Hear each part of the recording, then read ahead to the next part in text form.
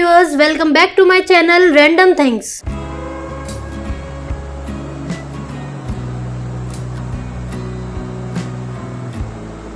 तो रेजिस्टेंस पढ़ने के बाद जब आपको टीचर कैपेसिटेंस के बारे में बताता है तो इतना आपको अलग से नहीं लगता क्योंकि आप पहले रेजिस्टेंस के बारे में पढ़ चुके होते हो।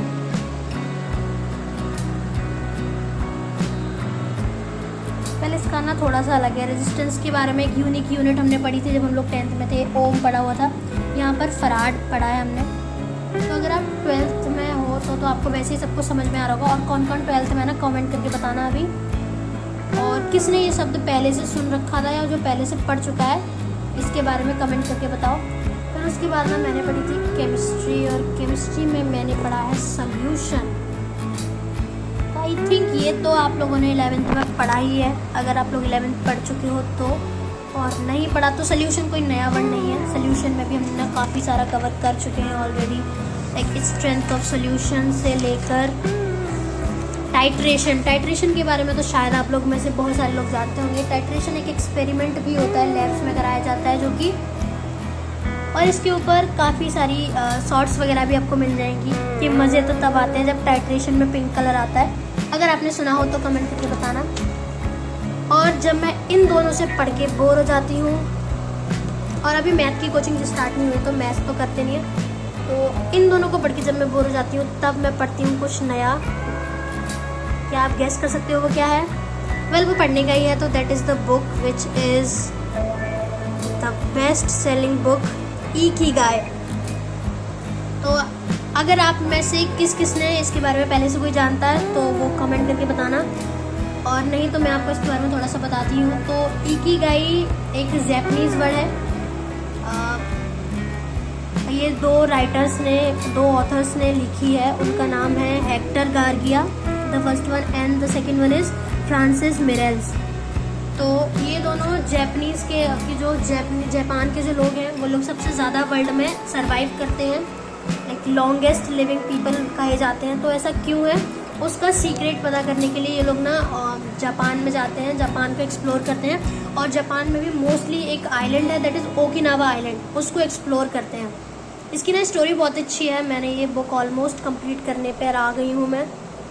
तो इसमें ना टोटल मैं आपको दिखाऊँ तो हियर आर, एक सेकेंड, इसमें वेयर इज द चैप्टर। सो इधर 5 हैं एंड टोटल 9 चैप्टर है, and I am on 7th chapter. The Ikigai diet पर हूँ मैं पूरा, मतलब 6 चैप्टर मैंने कंप्लीट करने हैं। बहुत ही मज़ेदार बुक है। अगर आप पढ़ोगे तो लिटरली इसमें एक चैप्टर है फ्लो, एंड मुझे लगता है कि इस बुक को पढ़ने से फ्लो ज़रूर मिल जाएगा आपको, और किसी चीज़ में मिले या ना मिले। तो इसके बारे में अगर मैं आपको बताऊं तो जो दोनों ऑथर्स हैं वो मिलकर ओकिनावा आइलैंड पर जाते हैं। वहाँ पर जाके वो एक नया ही एक्सपीरियंस गेन करते हैं, क्योंकि एक अलग ही टॉपिक मिल जाता है उन्हें। तो वहाँ पर जाके वो लोग नया एक एक्सपीरियंस गेन करते हैं। वहाँ के जो लोग हैं ना वो हमारे नॉर्मल कल्चर से बहुत ही अलग तरीके से रहते हैं, अपना ट्रेडिशन फॉलो करते हैं, एक दूसरे की हेल्प करते हैं। और Okinawa like second world war में जब हिरोशिमा नागासाकी पे जब वो न्यूक्लियर बॉम्ब गिरा था, तो ओकिनावा के जो लोग हैं वो लोग भी उस चीज़ से सफ़र हुए थे। लेकिन उसके बाद भी ये जो है बहुत ही अच्छी तरह से ग्रो किया हुआ आइलैंड है। बहुत ही इंटरेस्टिंग स्टोरी है इस बुक की अगर आप पढ़ोगे तो। और एक चैप्टर आता है इसमें flow, which is one of my favourite chapter इस बुक का, अभी तक जितने भी मैंने पढ़े हैं उसमें से। और इस बुक की राइटिंग की कहानी भी ना बहुत इंटरेस्टिंग है। जो राइटर्स होते हैं वो एक थर्ड पर्सन के थ्रू मिलते हैं दोनों आपस में, मतलब उन दोनों ने वो एक दूसरे को जानते थे लेकिन कभी मिले नहीं थे। एक थर्ड पर्सन के थ्रू मिले थे, एक ऐसा इंसान जिसको वो दोनों ही जानते थे। तो उसके बाद वो लोग मिलते हैं और एक बेस्ट सेलिंग बुक का मतलब बेस्ट सेलिंग बुक बन जाती है।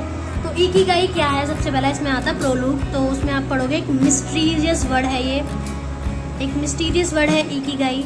तो it could be the reason कि आप सुबह सुबह क्यों उठते हो जल्दी, आप क्यों उठ रहे हो, अपना बिस्तर क्यों छोड़ते हो, वो रीज़न हो सकता है। कोई काम आप क्यों करते हो, वो हो सकता है इकिगाई आपका। ऐसा कोई काम जिसे करते करते आप कभी बोर ना हो, उस काम को करने में आपको मज़ा आए, और ये जो है ना वर्ड है कि मज़ा आए, कभी बोर ना हो, इन सब चीज़ों को मिलाकर राइटर ने एक नाम दिया, दैट इज़ फ्लो। जिस काम को करने में आपको फ्लो आए, दैट इज़ योर इकिगाई। तो इसके through this book helps you to find your ikigai, कि आप क्यों लाइफ में सुबह सुबह उठते हो। So this is an amazing. देखो इसका ना एक बहुत ही समराइज्ड है कि आपका इकिगाई क्या है। तो व्हाट यू लव, मिशन क्या है आपका, what the world need, and what you can be paid for, आपको किसके लिए पैसे दिए जाएंगे, and what are you good at, आप किस में अच्छे हो, जिसमें आप अच्छे हो that is your profession, and जिसके लिए आपको पे किया जाएगा that is vocation, and what you love that is your passion, and what the world need is mission. इन सब के बीच में एट द सेंटर लाई करता है that is Ikigai. Well, the first time when I knew the word ikigai, I have no idea what does this mean. But when I know that what is this, I was like, it's such an amazing word. तो अगर आपने नहीं पढ़ी है ना, आपको पढ़नी चाहिए, बहुत ही अच्छी बुक है। अगर आपको भी लगता है स्ट्रेस्ड हो, आप कुछ डिफरेंट करना चाह रहे हो, तो आप इसको श्योर से परचेज कर सकते हो। And the cost of this book is, it is एक second, it is around 12.99 euro, या सो यू कैन बाय। और देखो वो जो भी मैंने आपको दिखाया that is same at the back pages of this. तो यहाँ पर लिखा हुआ है discover the Japanese secret of long, एक second,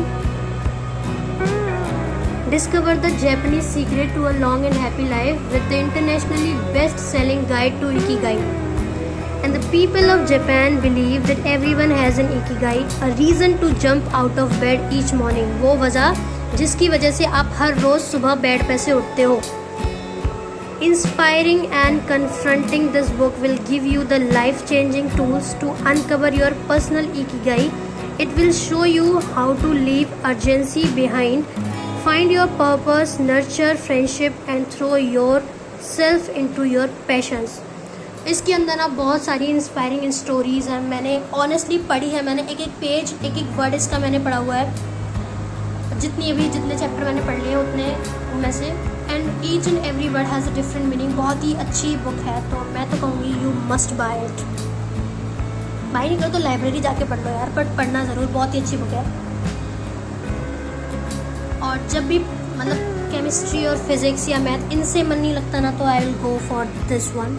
instead of using mobile you can also read book which is very good for you. तो अभी book के बारे में जानना तो बहुत हो गया आई थिंक। अब हम आपको ना कुछ और दिखाते हैं। तो वो कुछ और क्या होगा, तब तक आप गैस करो, कमेंट में करके बताओ क्या हो सकता है वो। और कैपेसिटर को ना भी बंद कर देना चाहिए, मुझे ऐसा लगता है। कैपेसिटर, कैपेसिटेंस, पैरेलल प्लेट की वजह से कैपेसिटर, डाइलेक्ट्रिक कांस्टेंट, सब कुछ। अल्फ़ाबेट में ना जो हम letter ABCD EF GH Z करके ख़त्म कर देते 2 मिनट में, अब वो यहाँ आ जाते हैं, उनकी वैल्यूज़ अलग होती हैं। वैल्यूज़ याद करो, कैपेसिटर सॉल्व करो, सब कुछ। तो फिज़िक्स इन लोगों का ना मालूम नहीं पड़ता। कभी कहते हैं ये वैल्यू उसमें बहुत छोटी होगी, अगर ऐड भी करेंगे तब भी कोई फ़र्क नहीं पड़ेगा, सब्ट्रैक्ट भी करेंगे तब भी फ़र्क नहीं पड़ेगा, तो हम इसको नेगलेक्ट कर देते हैं। और वही चीज़ें जब हम बोलें कि इलेक्ट्रॉन, प्रोटॉन, न्यूट्रॉन, ये तो दिखते भी नहीं है ना, इनको क्यों नहीं इग्नोर करते हैं? नहीं, इनका मास होता है, इनसे बहुत फ़र्क पड़ता है। पहले की ना बुक्स भी बहुत अच्छी लगती थी, कलरफुल पिक्चर्स बहुत सारी, और अब की बुक्स बस लिखा ही रहता है इनमें। बुक्स से ना अभी वैसे ही बंद कर देते हैं। तो अभी हम ना कुछ आपको और दिखाते हैं, तो चलिए चलते हैं। Hello guys, welcome to random things. तो आज की वीडियो तो बिल्कुल ही रैंडम है, क्योंकि अभी जस्ट मैं पढ़ के फ्री हुई हूँ, तो मैं आपको दिखाती हूँ मैंने क्या पढ़ा। तो अभी मैंने ना फिज़िक्स पढ़ी है। फिज़िक्स में मैंने टॉपिक पढ़ा है कैपेसिटेंस। तो अगर आप लोग 12th क्लास में हो तो आपको ये मालूम होगा कि व्हाट इज़ कैपेसिटेंस, और अगर नहीं तो आप समझ सकते हो एक तरह से रेजिस्टेंस है, लेकिन ये थोड़ा सा उससे अलग है। तो पहली बार सुन के तो हमें भी समझ में नहीं आता कि क्या है कैपेसिटेंस, लेकिन अगर आपने 10th तक भी पढ़ा है तो भी आपको मालूम होगा रेजिस्टेंस क्या होता है। तो रेजिस्टेंस रोकता है करंट को फ्लो होने से और कैपेसिटेंस चार्ज को स्टोर करता है। बाकी अभी ना मैंने इस पर काफ़ी सारे न्यूमेरिकल किए हैं और सारा कुछ मैं आपको दिखाती हूँ। बहुत लेंथी चैप्टर है ये, लेकिन इंटरेस्टिंग भी है, बोरिंग नहीं है। कैपेसिटर अभी मैं 12th क्लास में आई हूँ तो कोर्स थोड़ा बहुत ही सिलेबस वास्ट लग रहा है, पर 11th पढ़ने के बाद इतना।